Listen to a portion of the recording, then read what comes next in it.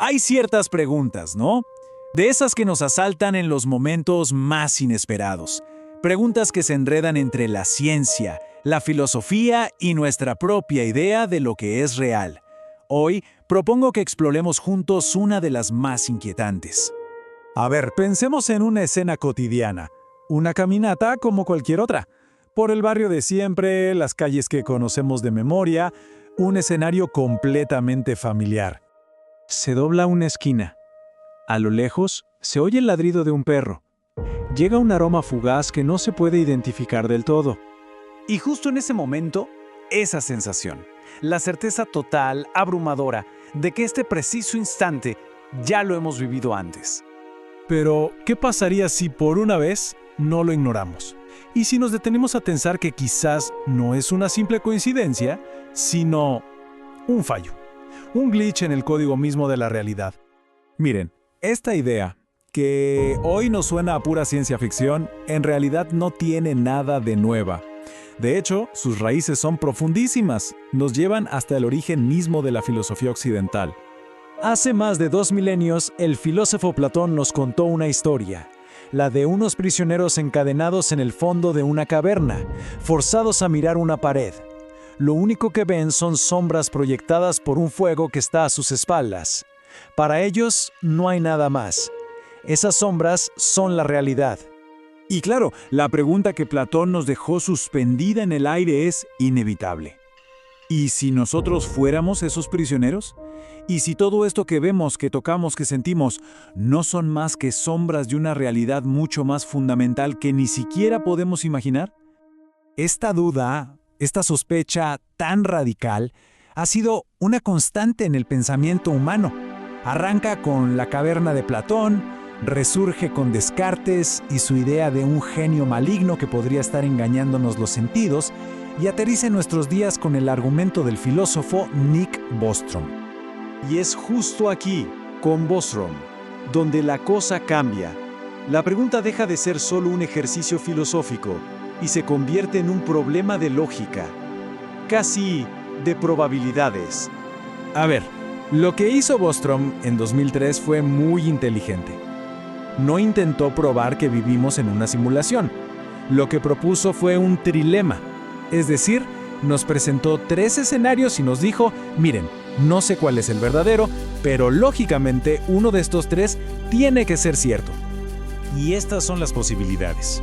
La primera, que casi todas las civilizaciones avanzadas se extinguen antes de llegar a tener la tecnología para crear simulaciones de universos enteros, o sea, se autodestruyen.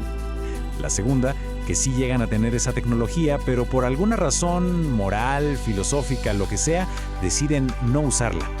Y la tercera, bueno, si las 2 primeras son falsas, eso implica que las civilizaciones avanzadas sí crean simulaciones, y no una ni 2, sino muchísimas, probablemente millones. Y aquí viene el golpe de gracia del argumento. Si existen millones, quizás miles de millones de universos simulados, y solo una única realidad base, la original, ¿cuáles son las probabilidades? Estadísticamente es casi una certeza que nuestro universo sea uno de los simulados, ¿no el original? Ok, la lógica es inquietante, pero hay algo en nuestro propio universo, en las leyes de la física, que pueda interpretarse como una pista. Pues curiosamente, algunos físicos creen que sí. Hay cosas en el tejido mismo de la realidad que encajan demasiado bien con esta idea.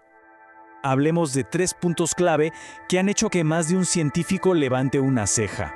Primero, la resolución del propio espacio-tiempo. Segundo, el ajuste increíblemente fino de las constantes universales. Y tercero, el extrañísimo comportamiento de la materia a nivel cuántico. Pensemos en el espacio. Creemos que es continuo, ¿verdad? Pero la física nos dice que podría no serlo, que existe una distancia mínima, la llamada longitud de Planck, y más pequeño que eso, no hay nada. Es como si la realidad tuviera una resolución fundamental, como si, al hacer suficiente zoom, empezáramos a ver los píxeles del universo. Y esta idea de los píxeles se vuelve aún más rara cuando miramos la mecánica cuántica. Resulta que una partícula no parece tener propiedades definidas hasta que lo observamos. Es como si el universo no se molestara en decidir dónde está algo hasta que alguien mira. Esto es sospechosamente parecido a cómo funciona un videojuego. El motor gráfico no renderiza el mundo que está a espaldas del personaje para ahorrar recursos. Solo calcula lo que está en pantalla. ¿Y si nuestra realidad hace lo mismo para optimizarse? Bien, hemos viajado por la filosofía, por la lógica, por la física cuántica.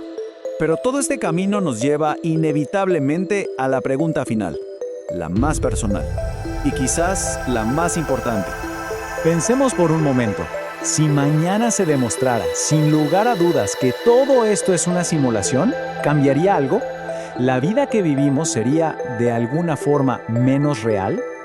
El amor que se siente, el dolor de una pérdida, la alegría de un instante perfecto, ¿acaso serían menos auténticos? ¿Serían falsos solo porque el hardware donde ocurren es computacional? Hay una corriente de pensamiento, la fenomenología, que nos da una respuesta muy clara. No. La realidad es, sencillamente, aquello que experimentamos. El sufrimiento duele de verdad. La felicidad se siente de verdad.